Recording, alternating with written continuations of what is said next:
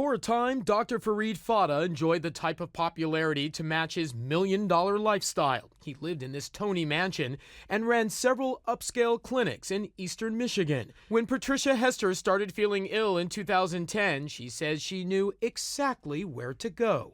He's world-renowned, and when you went in his office, he was top doc.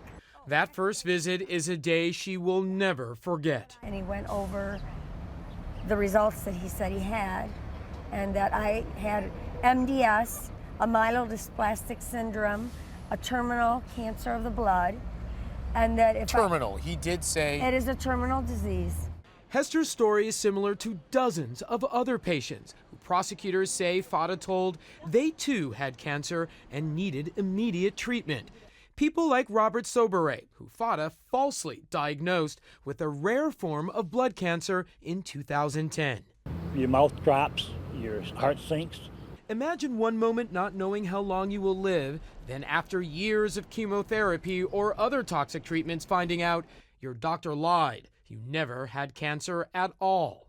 What I wanted to do to him right now was I couldn't repeat what I wanted to do. It was unbelievable. So you were under treatment for 3 years, 3 years. under Dr. Fata. Yes. And Yes. then 3 years later you find out It's a lie. It's all a lie.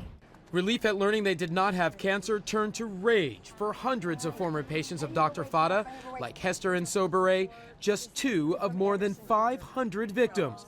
Prosecutors say Fata falsely diagnosed his victims with cancer or misdiagnosed them, many given unnecessary chemotherapy or other toxic treatments, all prosecutors say in the name of greed. Fata pleaded guilty to 13 counts of healthcare fraud, 2 counts of money laundering, and what federal prosecutors call one of the worst cases of medical malpractice in U.S. history. They say Fata defrauded insurance companies out of millions of dollars by falsely diagnosing or grossly overtreating his patients. You tortured them till they took their last breath. Sobere, Hester, and dozens of his other former patients or relatives of those patients face Fata in federal court for his sentencing. They came here to court to read victim impact statements. It was one emotional story after another. Maggie Dorsey told the court that after chemotherapy treatment she did not need, she's now a shadow of her former self. And Marietta Crabtree read a statement from her husband, who died in 2014. His statement read, "I believe Dr. Fata knowingly and purposely treated me for the wrong cancer. I am in hospice. It is my dying wish that Dr. Fata be imprisoned for the rest of his life." For his part, Fata did not acknowledge the patients who gathered at the court. Many, like Hester and Sobere, are dealing with a number of ailments as a result of his malpractice. Sobere wanted to face the man who left him with no teeth and a questionable future after the chemotherapy and radiation he did not need.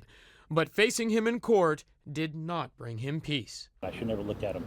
That got me, he just gets me so upset now. And now just seeing him today just made me sick.